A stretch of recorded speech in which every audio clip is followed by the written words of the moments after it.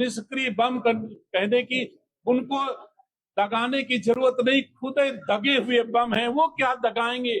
आप हमको बताइए। आज तक के इतिहास में 55 साल की उम्र होने वाली होगी, मुझे आइडिया नहीं है, हो सकता है मैं गलत कह रहा हूं, लेकिन एक आध दो साल कम ज्यादा सही। लेकिन आज तक 55 साल की उम्र के होने के बाद कभी 55 साल की सेवाओं के बदले राहुल गांधी, प्रियंका गांधी ने वोट नहीं मांगा। जब भी वोट मांगने की जरूरत पड़ती है, दादी के नाम पर दे दो, पिताजी की लाश लेके खड़े हो जाएंगे, पिताजी के नाम पर दे दो। और जब मोदी अपनी मां को गाली देने वाले दुख से दुखी होता है, तो प्रियंका गांधी बिहार में जाकर के हा हा हा हा हा हा हंसती, जैसे सूपनखा हंसती थी कभी, राक्षस जैसा हंसती हैं। आप हमको बताइए सम्मानित साथियों, एक बेटा अपने मां के अपमान से लज्जित होकर के रो रहा है और प्रियंका गांधी हा हा हंस के कहती है प्रधानमंत्री रोने आया था। प्रधानमंत्री रोने नहीं आया था, प्रधानमंत्री देश को दुनिया में सर्वश्रेष्ठ राष्ट्र निर्माण करने आया था। मंत्री दिनेश सिंह का प्रियंका गांधी पर विवादित बयान। प्रियंका गांधी के लिए मंत्री ने अपशब्दों का इस्तेमाल किया है। प्रियंका की मां के अपमान पर बयान दे रहे थे, इस दौरान मंत्री दिनेश सिंह ने प्रियंका गांधी पर विवादित बयान दे दिया, जो सुर्खियों में है। प्रियंका गांधी के लिए अपशब्द का इस्तेमाल किया गया, जिसके बाद सियासत में और गर्मा गई। मंत्री के इस बयान के सामने आते ही राजनीतिक हलकों में हलचल तेज होगी और बयानबाजी का दौर भी लगातार शुरू हो गया है। लगातार जो है विपक्ष इस बयान का विरोध कर रहा है। प्रधानमंत्री नरेंद्र मोदी के मां के अपमान पर मंत्री जो है बयान दे रहे थे, इस दौरान प्रियंका गांधी पर भी उन्होंने विवादित बयान दिया। इस पर खास चर्चा करने के लिए हमारे साथ कुछ मेहमान जुड़े हैं। कांग्रेस से शशांक जी और बीजेपी से संतोष जी, आप दोनों का प्राइम टीवी में बहुत बहुत स्वागत है। बीजेपी से संतोष जी, मैं आपसे जानना चाहूंगी, बीजेपी जो है अमर्यादित भाषा का विरोध करती है, लेकिन उनके मंत्री ही और नेता ही इस तरह के बयान दे रहे हैं। संतोष जी,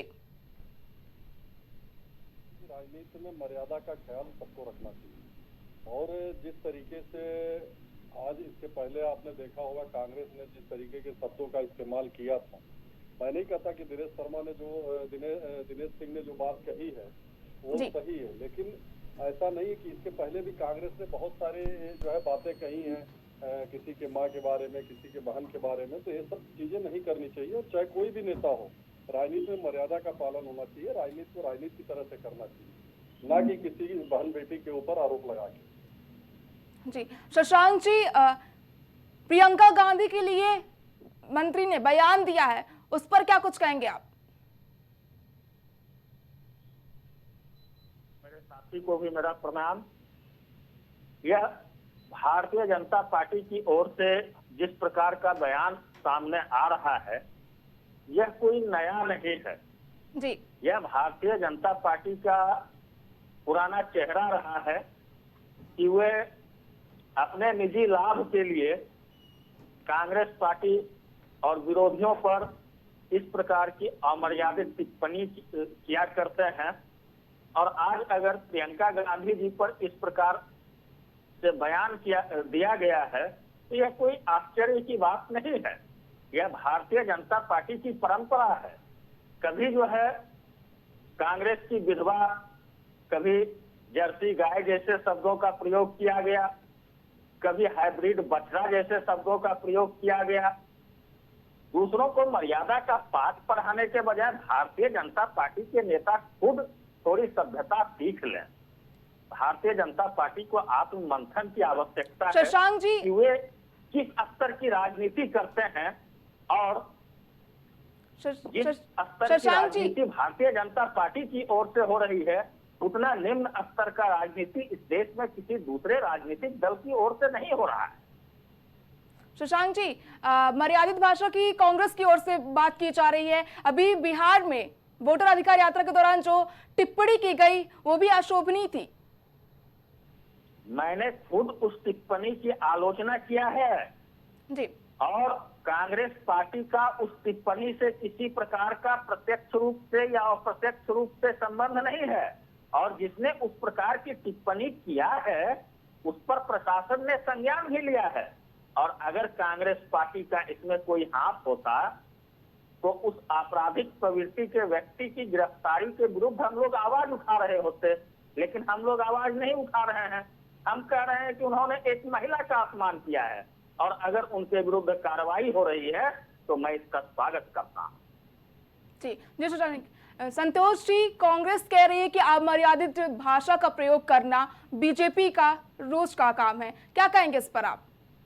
देखिए प्रज्ञा जी, अब इनको तो समझाया नहीं जा सकता। अगर ये पूरी लिस्ट उठा के देखेंगे, पूरी फहरिस्त है इनकी कि किस तरीके से महिलाओं के बारे में अशोभनीय टिप्पणी करते हैं। आपने देखा होगा मंच से, इन्हीं के मंच से किस तरीके से माननीय प्रधानमंत्री नरेंद्र मोदी के माँ के लिए किन शब्दों का प्रयोग किया गया, उस पर इन लोगों की जो है मुंह नहीं खुला, ना इनके किसी नेता ने उस पर जो है कमेंट किया, ना किसी ने उसकी निंदा की।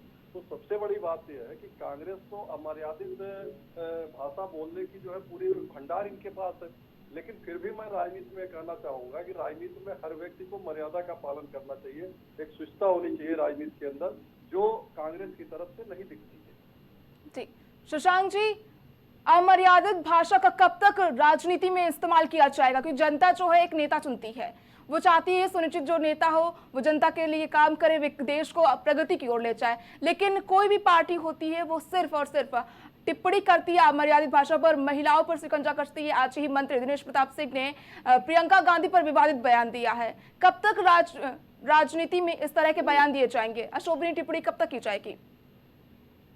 देखिए, कांग्रेस पार्टी की ओर से इस प्रकार की अशोभनीय टिप्पणियां ना पूर्व में कभी किया गया है, ना भविष्य में कभी किया जाएगा।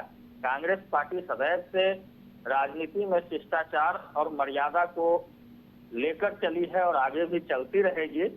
यहाँ पर व्यवहार परिवर्तन की आवश्यकता भारतीय जनता पार्टी के लोगों को है, क्योंकि भारतीय जनता पार्टी के लोगों के पास मुद्दों का अभाव है।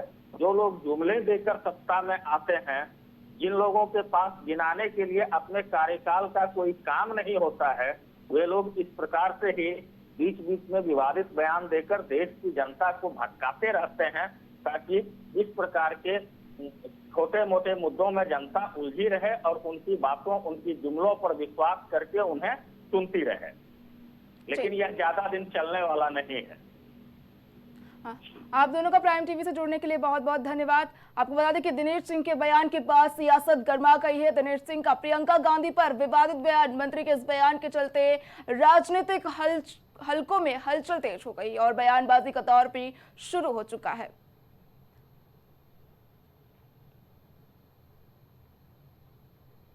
प्रधानमंत्री नरेंद्र मोदी आज वाराणसी आ रहे। इससे पहले प्रदेश की सियासत गर्मा गई है। कांग्रेस प्रदेश अध्यक्ष अजय राय ने वोट चोरी के आरोपों को लेकर प्रधानमंत्री मोदी के दौरे का विरोध करने का ऐलान किया, जिसके बाद यूपी पुलिस हरकत में आई और उन्हें लखनऊ स्थित उनके आवास पर ही नजरबंद कर दिया गया। यूपी पुलिस अजय राय के लखनऊ स्थित आवास पर पहुंची और उन्हें नजरबंद कर लिया गया। इसके साथ ही वाराणसी और आसपास के अन्य जिलों में कांग्रेस के तमाम कार्यकर्ताओं को भी नजरबंद किया गया है। पुलिस ने लखनऊ से वाराणसी आने वाले तमाम टोल पर निगरानी बढ़ा दी है, ताकि कांग्रेसियों को रास्ते में ही रोका जा सके। कांग्रेस प्रदेश अध्यक्ष को हाउस अरेस्ट किया गया है। अजय राय को पुलिस ने हाउस अरेस्ट किया है। दरअसल आज प्रधानमंत्री नरेंद्र मोदी वाराणसी दौरे पर है, जिसके चलते कांग्रेस प्रदेश अध्यक्ष अजय राय को जो है नजरबंद कर दिया गया है, हाउस अरेस्ट किया गया है। कांग्रेस प्रदेश अध्यक्ष अजय राय को पुलिस ने जो है लखनऊ में हाउस अरेस्ट किया। प्रधानमंत्री के दौरे को लेकर जो है ये किया गया है। लखनऊ से वाराणसी आने वाले तमाम टोल पर पुलिस ने निगरानी बढ़ा दी, ताकि कांग्रेसियों को रास्ते में ही रोका जा सके। अजय राय ने विरोध का ऐलान किया था, कांग्रेस प्रदेश अध्यक्ष ने विरोध का ऐलान किया, जिसके बाद उत्तर प्रदेश सरकार हरकत में आई और उन्हें हाउस अरेस्ट कर लिया गया। प्रधानमंत्री नरेंद्र मोदी आज वाराणसी के दौरे पर है, जिससे पहले पुलिस ने अजय राय के लखनऊ स्थित आवास में उन्हें जो है हाउस अरेस्ट कर दिया, नजरबंद कर दिया गया अजय राय को।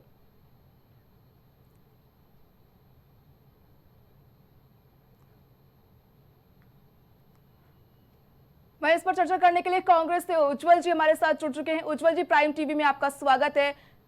उज्जवल जी, कांग्रेस प्रदेश अध्यक्ष अजय राय को उत्तर प्रदेश में नजरबंद कर दिया गया। आज प्रधानमंत्री वाराणसी के दौरे पर है, क्या कुछ कहेंगे? देखिए, वोट चोरी के मामले में माननीय नेता प्रतिपक्ष राहुल गांधी जी ने जो मुद्दे और तथ्य उजागर किए, उसके बाद पूरी कांग्रेस पार्टी ने, एक एक कार्यकर्ता ने और उत्तर प्रदेश में माननीय प्रदेश अध्यक्ष अजय राय जी के नेतृत्व में हम लोगों ने जनता को जागरूक किया, और जागरूक करने के बाद जनता में एक कहीं ना कहीं सरकार विरोधी लहर आई।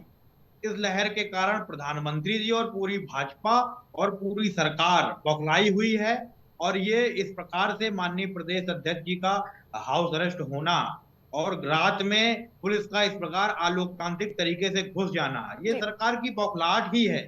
सरकार डरी हुई है, प्रधानमंत्री जी डरे हुए हैं।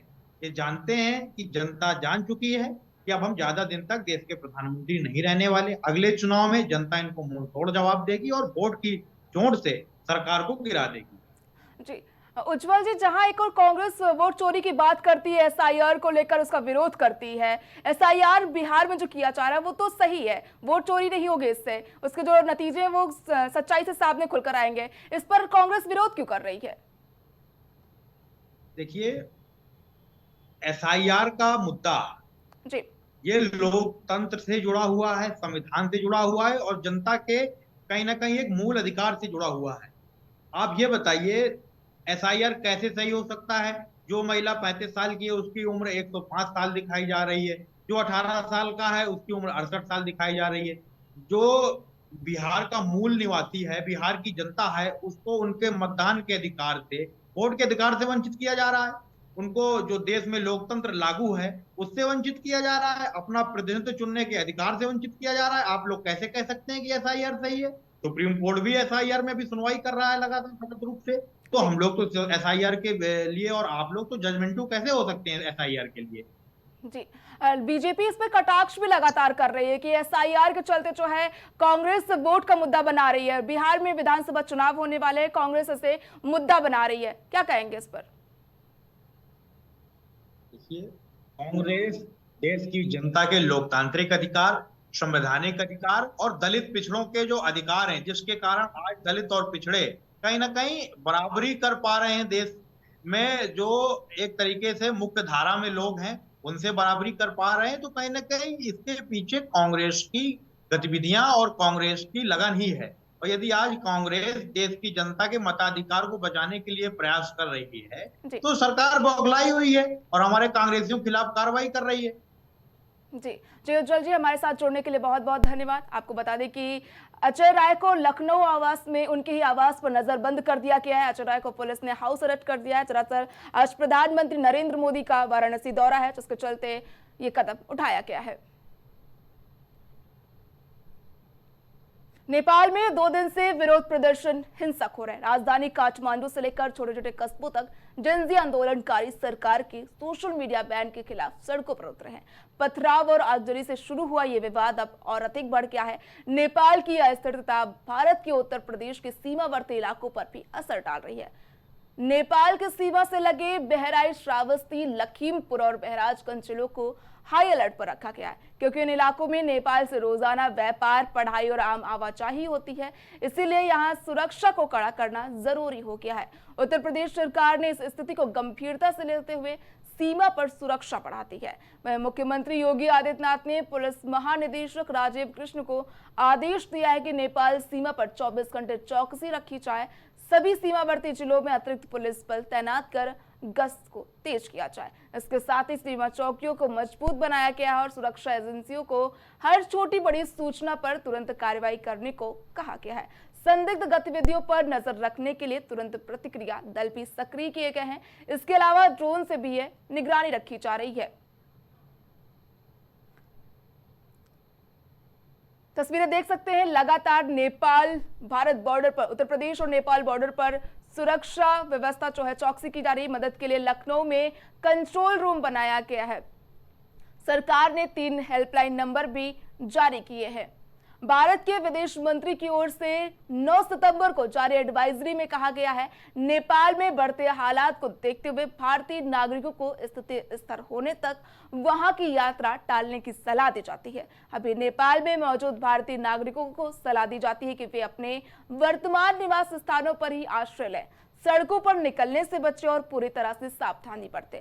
उन्हें नेपाल के अधिकारियों के साथ साथ काठमांडू में भारतीय दूतावास में स्थानीय सुरक्षा सलाह का पालन करने की भी सलाह दी जाती है। आप तस्वीरें स्क्रीन पर देख रहे हैं, एक बहराइच से एक लखीमपुर, ये दोनों ही जिले जो है नेपाल बॉर्डर से जुड़े हुए हैं, जिस पर पुलिस प्रशासन लगातार निगरानी रखे हुए है और लोगों की चेकिंग कर रही है। आवाजाही करने वाले लोगों की जो प्रशासन चेकिंग कर रही है। वहीं इस पर अधिक जानकारी के लिए हमारे साथ बहराइच से संवाददाता लोकनाथ जुड़ गए हैं। लोकनाथ, लगातार जो है नेपाल उत्तर प्रदेश बॉर्डर पर सुरक्षा व्यवस्था के पुख्ता इंतजाम किए गए हैं, पुलिस जो है चेकिंग कर रही है, क्या कुछ जानकारी सामने आ रही है? बिल्कुल प्रज्ञा, हम आपको बता रहे हैं, अपने दर्शकों को बताना चाहते हैं, नेपाल बॉर्डर पर वहां के हिंसक प्रदर्शन को देखते हुए डीआईजी, कमिश्नर, एसपी का लगातार मूवमेंट बना हुआ है। बॉर्डर के सभी चेक पोस्ट पर वो लगातार भ्रमण कर रहे हैं और सुरक्षा एजेंसियों को निर्देश दिया गया है कि वह चाक चौबंद रहें और तमाम अतिरिक्त सुरक्षा बलों को भी बढ़ा दिया गया है। उत्तर प्रदेश सरकार की ओर से क्या कुछ गाइडलाइन जारी की गई है? उत्तर प्रदेश के डीजीपी राजीव कृष्ण ने कल गाइडलाइन जारी करके सभी सीमावर्ती जनपदों को ये खास निर्देश दिया हुआ है कि सीमा सुरक्षा को एकदम पुख्ता रखा जाए, कोई समझौता उसके साथ न किया जाए। सीमा पर सुरक्षा बढ़ा दी जाए, अतिरिक्त फोर्स बढ़ा दी जाए। और उन्होंने ये भी निर्देश दिया हुआ है सभी अधिकारियों को कि सीमा पर आने जाने वाले लोगों को, नेपाल से आने वाले लोगों को जो जरूरतमंद हैं और भारत से नेपाल जाने वाले जो जरूरतमंद हैं, उनको किसी प्रकार की कठिनाई न होने पाए, उनको सुगमता से आने जाने का रास्ता मिले, आने जाने की छूट हो। जी, तमाम जानकारी के लिए बहुत बहुत धन्यवाद लोकनाथ जी। आपको बता दें कि नेपाल में जारी हिंसा के बीच उत्तर प्रदेश में सुरक्षा एजेंसी अलर्ट मोड पर हो गई है। आपको बता दें कि सिद्धार्थनगर, बहराइच, लखीमपुर जैसे इलाकों पे पुलिस प्रशासन मौजूद है और लगातार निगरानी रखी जा रही है। सोशल मीडिया और भ्रष्टाचार को लेकर के प्रदर्शनकारी सड़क पर थे और इस इंडो नेपाल सीमा से सटा हुआ ये नेपालगंज क्षेत्र है, यहाँ पर भी प्रदर्शनकारियों ने जमकर उत्पात मचाया है। नेपाल के अंदर की बात की जाए तो कई सरकारी प्रतिष्ठानों को भी इन लोगों ने आग के हवाले कर दिया है, तोड़फोड़ की है। और पीछे इसके जो है एक भंसार है, जहाँ पर इंडिया से जाने वाली जो भी वाहन है उनका भंसार बनाया जाता है, उसके बाद वो प्रवेश दिया जाता है, उसको भी जला के नष्ट कर दिया है। और यहाँ पीछे एक चौकी है, उसको भी तोड़फोड़ करके नष्ट कर दिया गया है। इस समय स्थिति का जायजा के लिए कि आज की स्थिति क्या है, इसी की जानकारी के लिए हम बॉर्डर सीमा क्षेत्र पर गोइडिया पर आए हुए हैं। और जो जानकारी मिल पा रही है, उस जानकारी के अनुसार जो लोग इंडिया के नेपाली क्षेत्र में फंसे हुए हैं उनको आने की अनुमति दी जा रही है, और जो नेपाल के इंडिया में फंसे हुए हैं उनको जाने की अनुमति दी जा रही है। अभी यहाँ कुछ लोग आ जा रहे हैं, उनसे हम बात करते हैं। नेपाल से आने वाले भी किन्हीं लोगों से हम बात करेंगे। यहाँ ये चाचा आ रहे हैं। हाँ चाचा, कहाँ से आ रहे हैं आप? हम ग्रहण मट्टी दे। कहाँ रहते हैं आप? नेपालगंज। नेपालगंज। यहाँ किसी ने रोका है, कुछ पूछताछ कर रहे थे क्या? कुछ नहीं पूछे? पूछने जाने कहाँ जा रहा था, हमका मट्टी दे गया रहा ना। अच्छा, आप नेपाल के रहने वाले हैं? आपको रोके नहीं? आपका क्या नाम है? माला यादव। माला यादव। आप भी नेपाल के रहने वाले हैं? कहाँ गई थी आप? माटी देवा सबके साथ है। कब गई थी? कल गए थे। यहाँ एसएसबी के जवानों ने रोका, कुछ पूछताछ कर रहे थे क्या? कल नहीं पूछेंगे, आज पूछेंगे। आज पूछ रहे थे। तो आप नेपाल के रहने वाले? इसलिए आपको जाने दिया। ये लोग जो है इंडिया गए हुए थे और ये वापस आए हैं और ये नेपाल जा रहे हैं, तो इन लोगों को जाने दिया जा रहा है। बाकी अन्य किसी आम जनमानस के लिए रास्ता नहीं खोला गया है। केवल जो स्थिति में फंस गए थे नेपाल या इंडिया में, उन्हीं लोगों को आने जाने की अनुमति दी जा रही है। आपका क्या नाम है? जाकरून। जाकरून। कहाँ की रहने वाली है? जयपुर। जयपुर। कहाँ गई थी? दवाली। कहाँ गए रहे? मल्लीपुर। मल्लीपुर। आज ही गई थी क्या? हाँ, अब गए रहे। अच्छा, जब गई थी तो किसी ने रोक टोक किया था क्या? नहीं रोका रहा है, दिखाई दिया कर ना गिरता, देखा चले गवा कर रहा है। अच्छा, आज भी वहाँ दिखा कर वापस जा रही है? हाँ। कोई रोका नहीं है? अच्छा, नेपाल पे हैं आप? हम नेपाल गए हैं। नेपाल के हैं। अच्छा, नेपाल की स्थिति इस समय क्या है आज की? ये तो ठीक ही है, लोगों ठीक हुआ, काठमांडू में बहुत है अभी। काठमांडू मतलब काठमांडू में यहाँ ठीक है, हाँ, ये हालात ठीक है, ये स्थिति नेपाल है। का हालत एकदम ठीक हो गया। अच्छा, यहाँ आने जाने की बात की जाए तो किसी को रोक बंद टोक है, अली सदर ले आए, बंद कर आए, पुलिस डायरेक्टर नहीं देखी आए। किन लोगों को आने जाने दिया जा रहा है? हाँ, औषधि काम देगा। अच्छा, दवा वगैरह के लिए, यानी जरूरतमंद लोगों को केवल जाने आने दिया जा रहा है। या जो लोग नेपाल के इंडिया में है या इंडिया के जो लोग नेपाल में है, क्या उन्हीं को आने जाने दिया? हाँ, निश्चित मान चुका हूँ, जानते हैं। किसी आम आदमी को नहीं जाने दिया जा रहा है। आपका क्या नाम है? हो गए एक ही ग्रुप के हैं। क्या नाम है आपका? महेश चौधरी। कहाँ के रहने वाले हैं? कोहलपुर के। कोहलपुर के, नेपाल। कहाँ जा रहे हैं आप? हम लोग औषधि लेने जा रहे हैं। औषधि लेने के लिए? औषधि लेने के लिए आपको जाने दिया है? कोई रोक टोक तो नहीं? औषधि का कार्ड देखा कर जाना दिया। अच्छा, जाने दिया है। उसके अलावा और कोई अगर जाना चाहे नेपाल, जाने दिया जा रहा है? नहीं, वैसे निजी काम के लिए नहीं जाना रहे, कोई काम हो, अच्छा, इमरजेंसी काम के लिए। अंदर की स्थिति क्या है इस समय नेपाल की? नेपाल की इस टाइम ठीक है। ठीक है।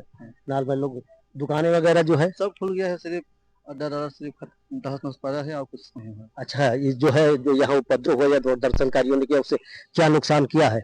सरकारी अड्डों के खत्म कर दिए हैं, बस इतना ही काम है। और सरकारी संस्थानों का नुकसान किया। हाँ सर, पूरा सिक्योरिटी दिया है ना जी, पूरा सिक्योरिटी दिया है अपना। तो ये लोग थे जो नेपाल से इंडिया की तरफ जा रहे हैं। इन लोगों का कहना है कि फिलहाल स्थिति यहाँ नेपाल में सामान्य है और बाकी काठमांडू वगैरह में भी स्थिति जो है अभी सोशल मीडिया